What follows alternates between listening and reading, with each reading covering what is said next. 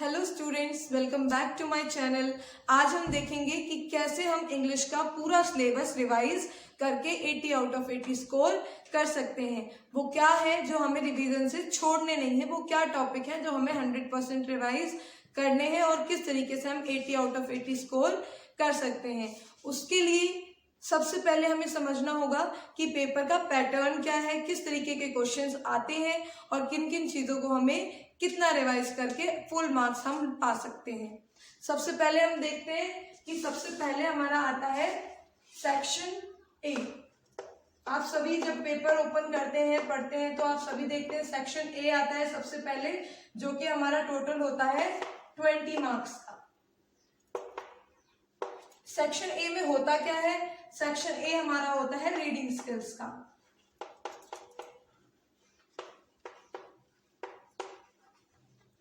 इसमें आपको 2 unseen passages मिलेंगे जिन्हें आपको रीड करना है और फिर उन्हीं में से आपको क्वेश्चन आंसर्स को फाइंड आउट करना है। तो मोस्टली सभी बच्चे क्या करते हैं, जैसे ही पेपर मिला अनसीन पैसेज छोड़ के सीधा क्वेश्चंस को रीड करना स्टार्ट करते हैं कि क्वेश्चन क्या है। क्वेश्चन पढ़ने के बाद फिर वो आंसर्स ढूंढते हैं उस पैसेज में। तो ये गलती आपको बिल्कुल नहीं करनी है।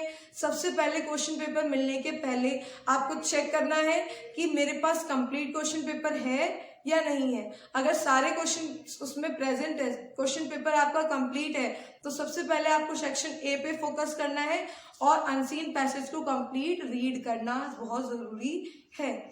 कोई भी क्वेश्चन अटेम्प्ट करने से पहले सबसे पहले आपको उसको प्रॉपरली रीड करना है। इसलिए सबसे पहले आप अनसीन पैसेज को रीड करोगे, उसके बाद क्वेश्चंस को रीड करके उनमें से उनके आंसर्स फाइंड आउट करोगे। क्वेश्चंस किस टाइप के आएंगे? टोटल आपके 10 क्वेश्चन आंसर्स पर अनसीन पैसेज से पूछे जाएंगे। एक अनसीन पैसेज से आपसे 10 क्वेश्चन पूछे जाएंगे, जिसमें 5 क्वेश्चन होंगे सब्जेक्टिव, 1 वर्ड या 1 लाइन में आपको आंसर करना है, 5 होंगे ऑब्जेक्टिव, जिसमें आपको ABCD 4 ऑप्शंस दिए जाएंगे और उसमें से आपको एक ऑप्शन को चूज करना है। तो अगर आप डेली सिर्फ कुछ नहीं 3 अनसीन पैसेज भी प्रैक्टिस करते हो, आई होप कि अनसीन पैसेज प्रैक्टिस करने में आपको बहुत ज्यादा टाइम नहीं लगेगा। अगर आप डेली के 3 अनसीन पैसेज भी प्रैक्टिस करते हो तो आपको 20 मार्क्स स्कोर करने से कोई भी रोक नहीं सकता है। 20 मार्क्स आपके पॉकेट में यूं ही आएंगे सिर्फ आपकी रीडिंग स्किल से। तो इसमें कुछ भी मुश्किल नहीं है। बिल्कुल इस बात से नहीं घबराना है कि मैंने तो बिल्कुल पढ़ाई नहीं की है, मैं तो पास नहीं कर पाऊंगा। बिल्कुल परेशान नहीं होना है। सब भूल के, सब कुछ छोड़ के आप सारा कॉन्सेंट्रेशन हमें रिवीजन पे, पढ़ाई पर लगा देना है। इन लास्ट मिनट्स को बिल्कुल भी वेस्ट नहीं करना है। ये था हमारा 20 मार्क्स के लिए कि कैसे हम 20 मार्क्स स्कोर कर सकते हैं। अब हम आते हैं हमारे सेक्शन बी पे। सेक्शन बी में क्या होता है? सेक्शन बी होता है ग्रामर का और आता है टोटल 10 मार्क्स का। सिर्फ 10 मार्क्स की हमारी ग्रामर आती है, जिसमें हमें ऑब्जेक्टिव क्वेश्चंस पूछे जाते हैं। मतलब आपको एक क्वेश्चन दे दिया जाएगा, उसके 4 ऑप्शन दे दिए जाएंगे, आपको उन 4 ऑप्शंस में से एक को सिलेक्ट करना है। ये हमारी ग्रामर में से हमारे पास 10 क्वेश्चंस अटेम्प्ट करने के लिए आते हैं। तो अब आपको ये सोच के तो बिल्कुल परेशान नहीं होना कि मैम 10 क्वेश्चन आएंगे लेकिन हमें तो पूरी ग्रामर करनी है, हम कैसे करें, ग्रामर में क्या पढ़ें क्या छोड़ें, कैसे हम 10 आउट ऑफ 10 स्कोर कर पाएंगे। तो उसके लिए भी आपको टेंशन नहीं लेनी है। मैं आपको बताऊंगी आपको क्या क्या चीजें रिवाइज करनी है जिससे कि आप 10 आउट ऑफ 10 स्कोर डेफिनेटली ले आओ। तो टॉपिक्स देखते हैं, ग्रामर में क्या क्या टॉपिक्स रिवाइज करें कि हमारे 10 आउट ऑफ 10 स्कोर कर पाए। सबसे पहले आपको जो प्रैक्टिस करना है वो है फॉर्म्स ऑफ वर्ब। सिंपली आपको क्वेश्चन मिलेगा और उसमें पूछा जाएगा कि इसमें कौन सी फॉर्म ऑफ वर्ब लगेगी। तो आपको वर्ब की कौन सी फॉर्म कहाँ इस्तेमाल करनी है ये बहुत ही परफेक्टली आनी चाहिए, इसकी प्रैक्टिस करनी है। सेकंड आपका टॉपिक है आर्टिकल्स। आर्टिकल्स को प्रैक्टिस करना है कि आर्टिकल्स कौन कौन से आएंगे, ए एन द, किसका यूज कहाँ होता है, उसको परफेक्ट प्रैक्टिस करना है। थर्ड है पंक्चुएशन, कौन सी पंक्चुएशन कहाँ यूज होती है। फोर्थ है आपका पंक्चुएशन के बाद मोस्ट इंपॉर्टेंट टॉपिक मोडास, मोडास के बाद direct and indirect speech.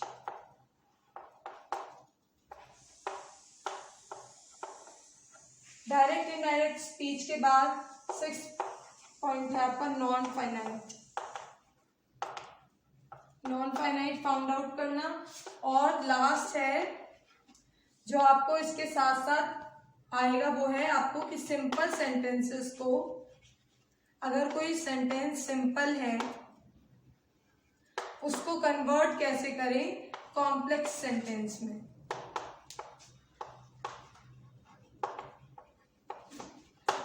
Simply अगर आप पूरी ग्रामर में इन 7 टॉपिक्स की प्रैक्टिस कर लेते हो तो 10 आउट ऑफ 10 तो आपके पक्के हैं। प्रैक्टिस पेपर्स लो, जो भी आपके प्रीवियस ईयर क्वेश्चन पेपर्स में आए हैं, प्रैक्टिस पेपर्स में आएंगे, वो सारे प्रैक्टिस करिए। दिन में 3-3 क्वेश्चन पेपर से आप ग्रामर डेली प्रैक्टिस करिए। समझिए फॉर्म के वर्ब्स, कौन सी वर्ब की फॉर्म कहाँ पे यूज होती है, डायरेक्ट इनडायरेक्ट क्या है, ताकि उसमें आप अच्छा स्कोर कर पाएं। इसी के साथ आपकी प्रैक्टिस के लिए मैं डिस्क्रिप्शन में आपके लिए पीडीएफ प्रैक्टिस पेपर डाल दूंगी, जो कि हरियाणा गवर्नमेंट ने प्रैक्टिस के लिए बच्चों के लिए प्रोवाइड करे हैं। तो आप वहां से जाकर उन क्वेश्चन पेपर को भी एक बार रिवाइज जरूर करेंगे, उनकी ग्रामर को एक बार जरूर सॉल्व करेंगे, देखेंगे। उसके सोल्यूशन पेजेस भी साथ में अटैच होंगे, तो किसके क्या सोल्यूशन है उसको अच्छी तरीके से स्टडी भी आप करेंगे। ये तो थी हमारी ग्रामर सेक्शन बी, जिसमें हमें पूरे अपने 10 मार्क्स को स्कोर करना है, कुछ भी छोड़ना नहीं है। लास्ट हम देखेंगे हमारा सेक्शन सी। सेक्शन सी हमारा होता है राइटिंग स्किल का। राइटिंग स्किल ऐसी है कि जिसमें आप जितनी ज्यादा प्रैक्टिस कर लो उतनी बेनिफिशियल है। 10 मार्क्स की आएगी टोटल, जिसमें आपको 5-5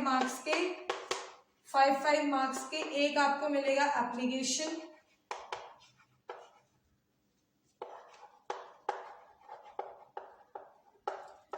और लेटर में ऑप्शन। दूसरा आपको मिलेगा नोटिस, एडवर्टाइजमेंट,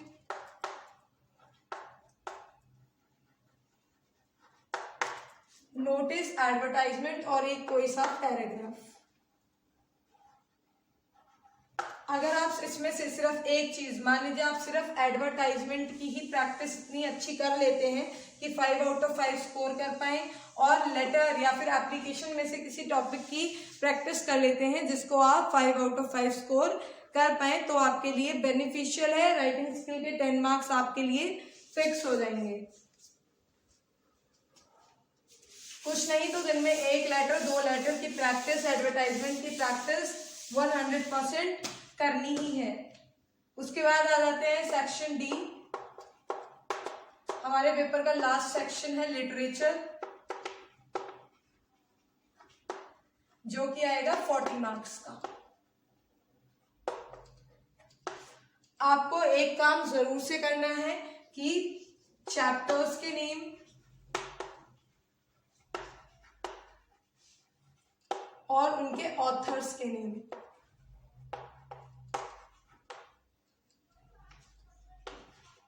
पोएम्स के नेम और उनके पोइट्स के नेम, ये दोनों चीजें 100% लर्न करनी है। इसके क्या फायदे हैं?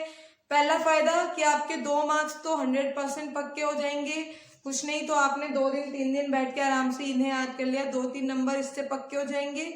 उसके बाद जहां से भी ये पैराग्राफ आएगा, क्वेश्चन आएगा कुछ इस टाइप से कि आपको एक पैराग्राफ दे दिया जाएगा और आपसे पूछा जाएगा कि ये पैराग्राफ कौन सी पोएम में से है या कौन से चैप्टर्स में से है, और उसके ऑथर का या पोएट का नाम क्या है।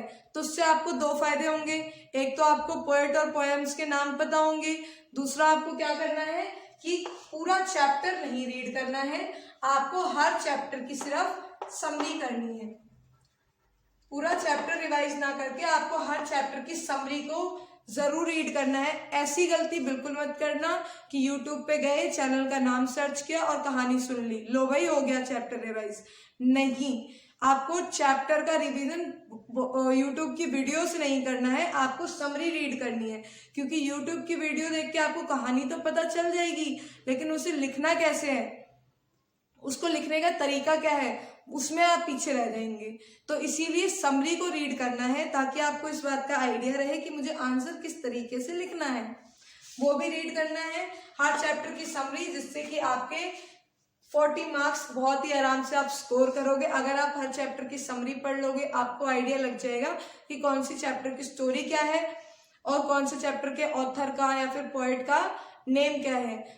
इसमें आपको बहुत ज्यादा प्रॉब्लम कुछ नहीं होगी। सिंपली समरी एक बार सबकी रिवाइज करी, पोएट्स के नाम, ऑथर्स के नाम याद करें, उसके बाद मैम एक चैप्टर में 10-10, 12-12 क्वेश्चन है, कौन से क्वेश्चन प्रैक्टिस करें। Don't worry when I am here, आपको बिल्कुल भी टेंशन नहीं लेनी है। प्रैक्टिस पेपर और PYQs, previous year question papers के क्वेश्चन जितने भी आए हैं आपको उन्हीं को रिवाइज करना है, लिख लिख कर प्रैक्टिस करना है। राइटिंग नीट एंड क्लीन रखनी है, लिखने का तरीका एकदम परफेक्ट रखना है। उसके बाद एक लास्ट टॉपिक जो मैं आपको क्लियर करना चाहती हूँ कि कैसे आप, मान लीजिए आपका लेटर आता है 5 मार्क्स का, तो आप कैसे 5 आउट ऑफ 5 उसमें स्कोर कर सकते हैं।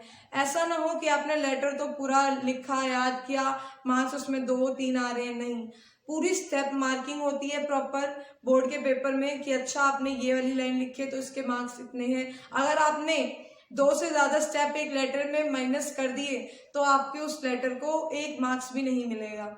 इसीलिए आपको लेटर की क्या फॉर्मेट है, किस तरीके से लिखना है, कौन से पॉइंट्स हैं जो आपको मिस नहीं करने हैं, इसको बहुत ही परफेक्टली ध्यान में रखना है। किसी भी लेटर को जब आप लिख रहे हैं तो 2-4 चीजें जो है वो हमेशा याद रखनी है कि एक तो आपको जिसे आप भेज रहे हो, जो रिसीवर है, रिसीवर का एड्रेस लिखना है फॉर श्योर, डेट लिखनी है, सेंडर का एड्रेस लिखना है, जो आप भेज रहे हो, जो भेज रहा है सेंडर है, उसका एड्रेस लिखना है। उसके बाद सब्जेक्ट लिखना है, सब्जेक्ट बिल्कुल भी स्विच नहीं करना है, सब्जेक्ट डाल के यहाँ पे आप एप्लीकेशन और लेटर स्टार्ट करने से पहले सब्जेक्ट जरूर डालोगे। उसके बाद कोई भी सैचुरेशन, यहाँ पे क्या करेंगे आप, sir, madam, respected sir, respected ma'am, कोई भी एक वर्ड इस्तेमाल करने के बाद उसके बाद आपको लिखनी है बॉडी। बॉडी लिखने के बाद, बॉडी जब पूरी कंप्लीट हो जाती है जिसके अंदर आप लेटर का पूरा कंटेंट लिख देते हो, उसके बाद आपको एंडिंग लिखनी है प्रॉपर।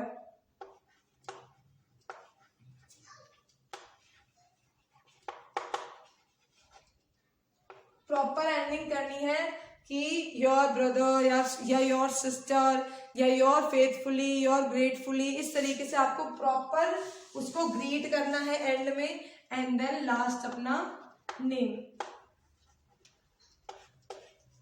इन सारे स्टेप को प्रॉपर अगर आप लिखेंगे, एक भी स्टेप छोड़ेंगे नहीं, तो 5 आउट ऑफ 5 मार्क्स आपको डेफिनेटली मिलेंगे।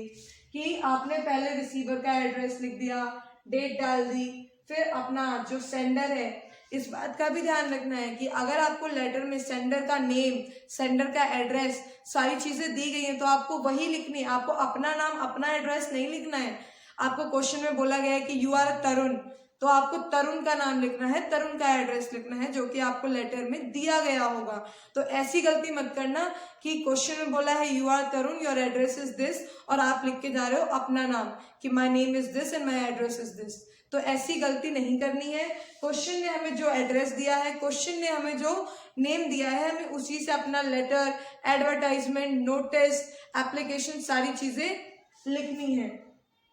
रिसीवर एड्रेस लिखने के बाद हमने date, sender address, then subject, subject के बाद yes, respected ma'am, respected sir, anything, and then body, या फिर अगर ये इनफॉर्मल है तो डियर सिस्टर, डियर ब्रदर करके आप ग्रेट कर सकते हो।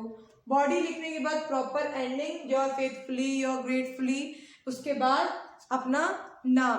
प्रॉपर आपको लेटर को पूरा पेज देना है, ऐसा नहीं करना है आधा लेटर आपने आगे लिख दिया है, आधा लेटर आपका अगले पेज पे है। मान लीजिए आपका क्वेश्चन का आंसर जहां खत्म हो गया है, आपको अब लेटर लिखना है, तो पेज को पलटकर अगले पेज पे स्टार्ट करके लेटर को लिखना है। ऐसी गलती नहीं करनी, वहीं से स्टार्ट कर देना है। I hope I am clear. ये हमारा लेटर लिखने का प्रॉपर वे है। इसी तरीके से एप्लीकेशन का भी प्रॉपर वे है कि सबसे पहले आप टू द, जिसे आप भेज रहे हो उसका एड्रेस, उसका नाम, एंड देन सब्जेक्ट, फिर ग्रीट करोगे respected ma'am, respected sir. Informal है तो dear sister, dear mother, dear father, कुछ भी करके कंटेंट लिखोगे बॉडी के अंदर कि आपने कौन सी बात कही है। जो बात करनी है वो भी आपको लेटर में दी गई होगी कि आपको इसके रिगार्डिंग एक लेटर को राइट करना है। तो कंटेंट आप लिखेंगे, लास्ट में ग्रेट करेंगे, your obediently, your faithfully, your respectfully, and then अपना नेम करके उस लेटर को एंड करेंगे। सब्जेक्ट मिस नहीं करना है, चाहे वो लेटर हो, एप्लीकेशन हो।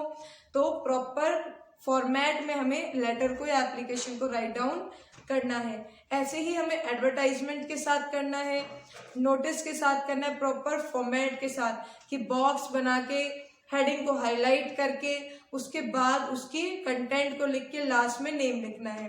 नेम वही लिखना है जो हमें क्वेश्चन में दिया गया होगा। कुछ नहीं करना है, सिंपल प्रैक्टिस पेपर को प्रैक्टिस करना है, प्रीवियस ईयर क्वेश्चन पेपर्स को प्रैक्टिस करना है, समरीज को रीड करना है, और ग्रामर करने के लिए आपको सिंपली हर क्वेश्चन को प्रैक्टिस करना है कि अच्छा ये क्वेश्चन प्रैक्टिस कर लिए, इतनी ग्रामर हमें करनी है। टॉपिक्स मैंने आपको बता दिए थे, वही टॉपिक आपको कवर करने हैं और अपने पेपर की तैयारी को कंप्लीट करना है। Thank you for watching my channel, watching my video. अगर आपको वीडियो अच्छी लगी है तो आई होप कि आप इसको सब्सक्राइब भी करेंगे और लाइक भी करेंगे, क्योंकि इसमें आपका कोई पैसा तो लगेगा नहीं, इट्स एब्सोल्युटली फ्री, और आपको नॉलेजेबल नॉलेज जो मैं आपको दूंगी वो भी आप तक पहुंचेगी। बेल आइकन को जरूर से क्लिक करना है ताकि मेरी कोई भी न्यू वीडियो आए तो आपको अपडेट मिल जाए। Thank you friends.